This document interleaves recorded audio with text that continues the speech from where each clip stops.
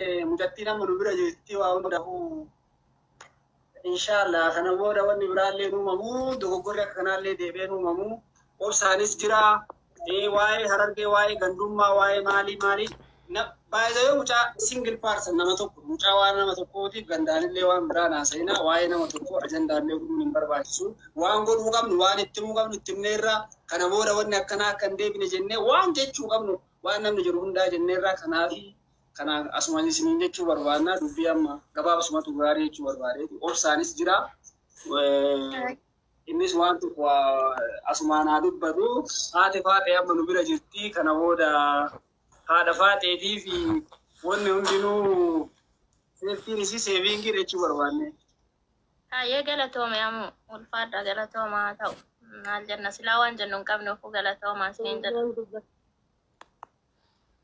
أي غريب السلام عليكم ورحمة الله وبركاته وعليكم السلام وبركاته يا ورسنا كمان أكسما بلشتني خاشر جولي ولي كبير جرو هندي كيسنو وردا وجه جرتان كم جرتان نجاتي سن فيارا دوغا دوغا في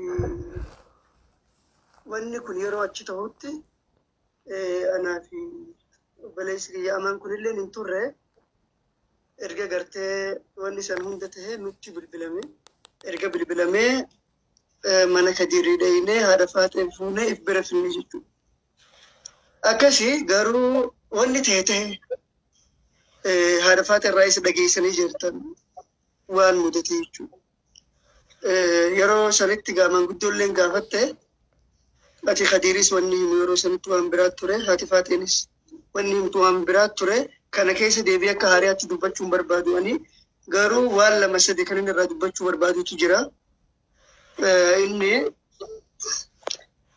dhugaa dubbachuuf erga gartee wanni ta'e haati faatellee yeroo sirriitti aarii keessa galtee yeroo as turtetti poolisiin qabsiisuun qabaa naaf hidhamuu qabaa waa hedduutu yaadame jechuudha.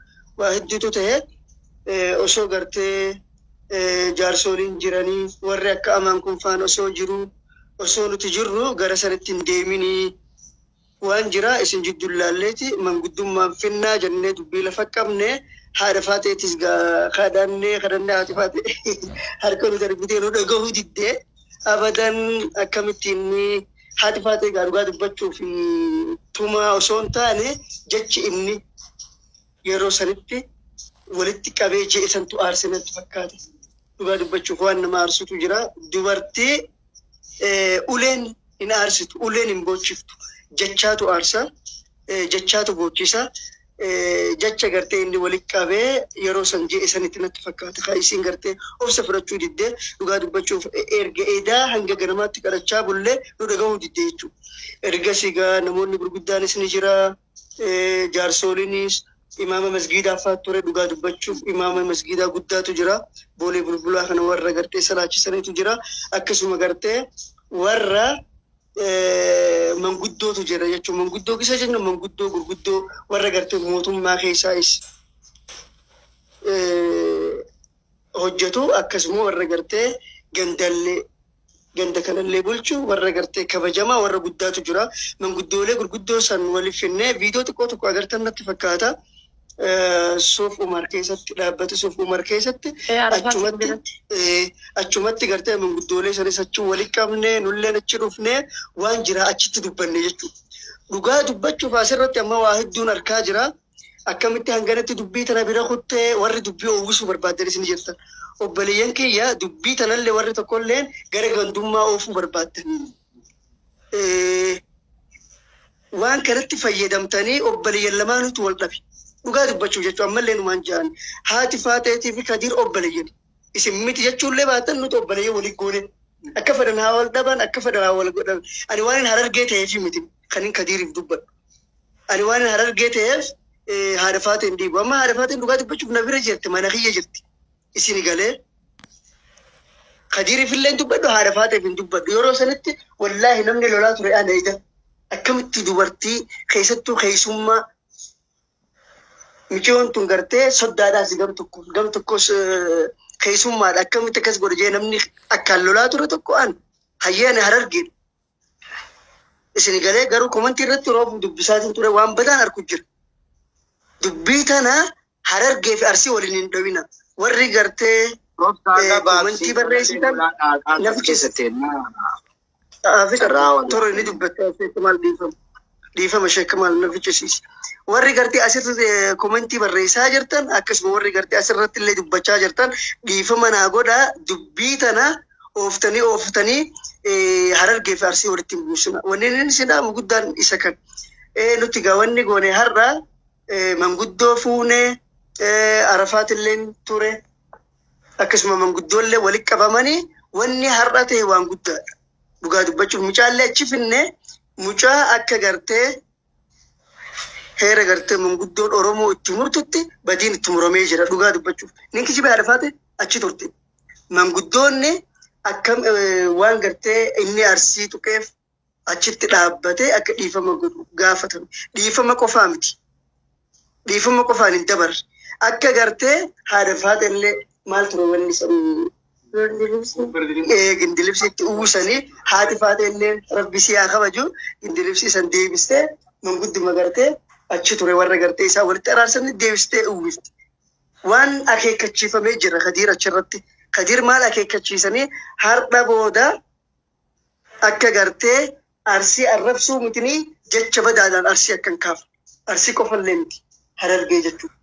Akka Harargeellee jecha tokko hin jenniin achirratti gartee dhaabbatee waadaa galchisiisanii achitti manguddoo waamee achitti gorsanii akkasitti walitti araarsanii walitti fayyisanii waliin maramanii obboleeyyan lamaan adda galan.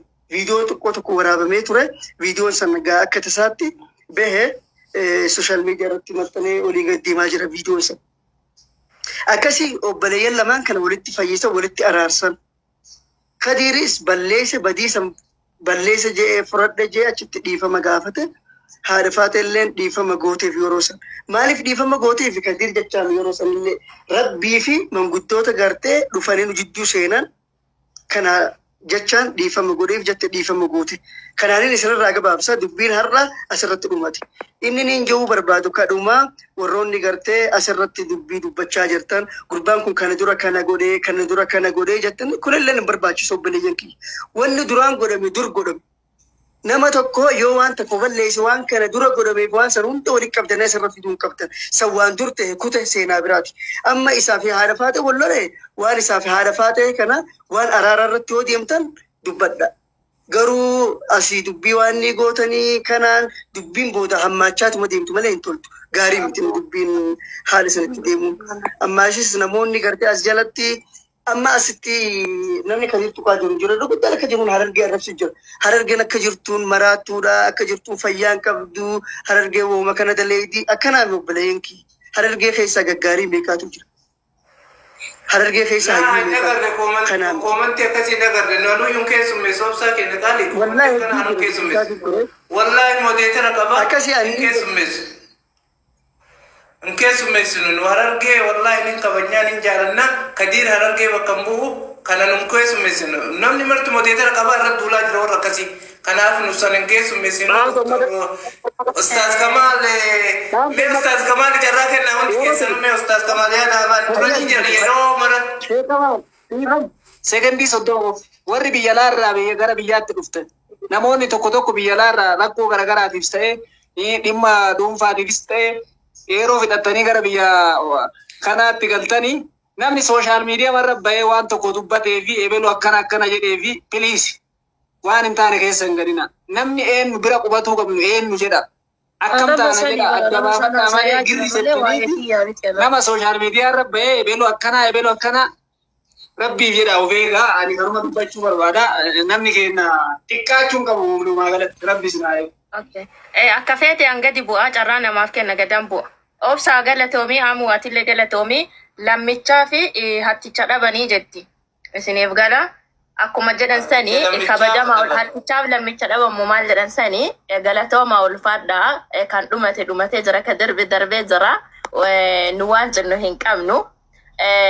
Kana booda akka inni obsaa itti dhiyaata sirriitti itti dhiyaata Kadiiriin. Kana booda akka maqaa Arsii haadha manaa isaa wallahi haa fannisu haa ajjeesu yoo barbaachisaa ta'e gumaa fixachuu danda'a arsiidha. Gin maqaa arsii akka hin kaasne masxanqaqaa dhumaa itti kenna. Maqaa arsii deebisee kaasee yoo haadha manaa isaatitti aare gadi bayee akka uummata arsii kabajamaa xiqqeessee hin arrabsine. Kanuma siniin jedha. Galatooma ulfaadhaa siniin jedha. Haadha faatee booda si dubbisaa. Akka feeteetis galatoome carraa nama biraatiif kenni. Ustaas kamuu nuuf olcha. Laa quwwata illaa billah. Salaamu alaikum warahmatullahi wabarakatuh. Ani karaana dhukkubaa taafte dhibee natti taatan affantanii dubbatu gara dhabee dho'ee dhabe boo. Alhaasil anamma dubbii dhumatte duuba deebi'uufi miti.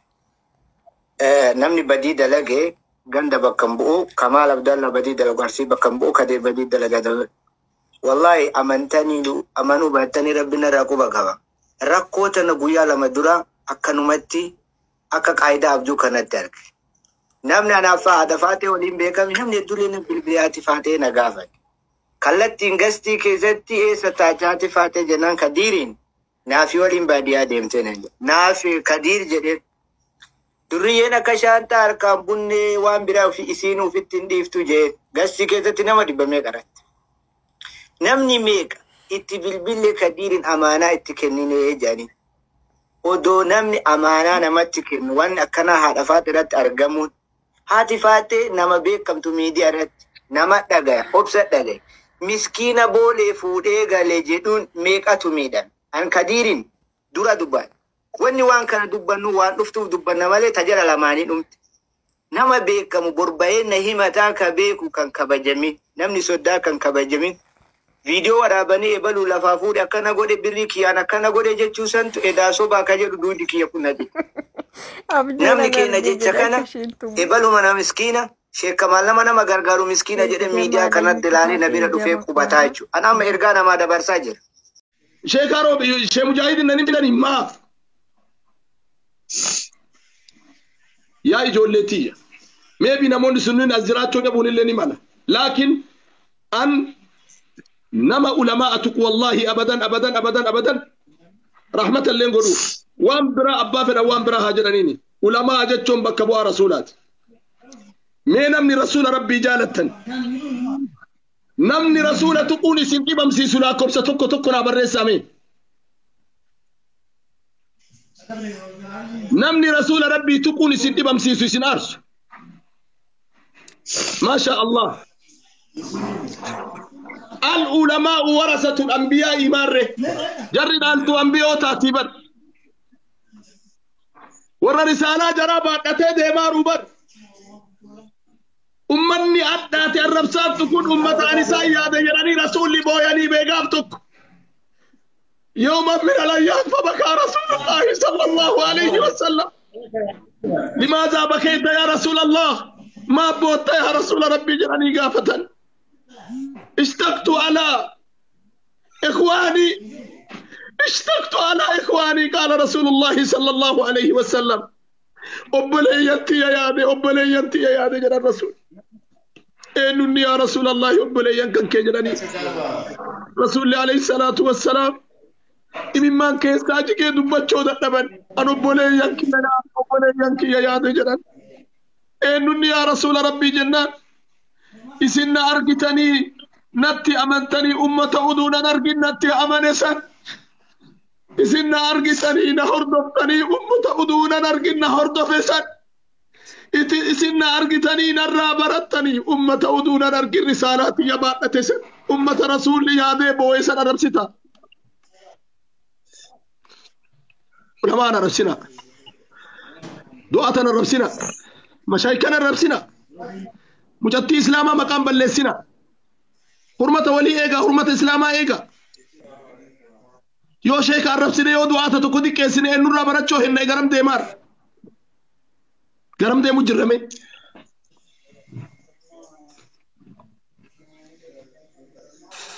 جزاكم الله خيرا رب ليانكي دبيا كانت هناك نشور دبيا كانت هناك تبن دبيا كانت هناك تبن ودوغا أليس منكم رجل رشيد سايسين كيسا قربان كجيل كانتو كنجرو أليس منكم أو أليس منهم رجل رشيد كهندو ولما نركضوا هنا ربسنا علماء هنا ربسنا دعاء انتو تكنا الرادة بدأ أن كان سنيدام جربك بيوتا أنبيوتا نمني نبي جالت تجال جالت نمني نبي هردفو برباد علماء وتهردف يقول الله تبارك وتعالى نمني ربي جالت شو برباد نمني ربي سيها جالت شو برباد مال جاي جلين أبو ربي قرآن مال جل سورة على إبراني كيسة تمي مال سنجر أبو والله إنو نهردو في سنجر والله كبا فاتبعوني جدين يا رسولك يا فاتبعوني نهرد فاجدين يحببكم الله كان جئبر يوس الرب سنجالت قل إن كنتم تحبون الله فاتبعوني يحببكم الله يوك ربي جالت تنتاتا نهرد فاجدين رسول هرد فاجد أدنى رسول لدواني جراني بك رسولها إنن هردفنا يوشي عبد الرحمن إن الربسين رسول لدواني راني يوشي كارو بي الربسين إنن هردفنا نتما شيء مجاهدي يو الربسين إنن هردفنا نتما أستاذا كينا يو الربسين إنن هردفنا مي فبريدو تخيادي فما قد مشايكا كي إن شاء الله أستاذ نكيستو شي عبد الرحمن بشي مجاهدي فما نقول سنرد تساقلين فوقيا وصلى الله وسلم على نبينا وحبيبنا محمد صلى الله عليه وسلم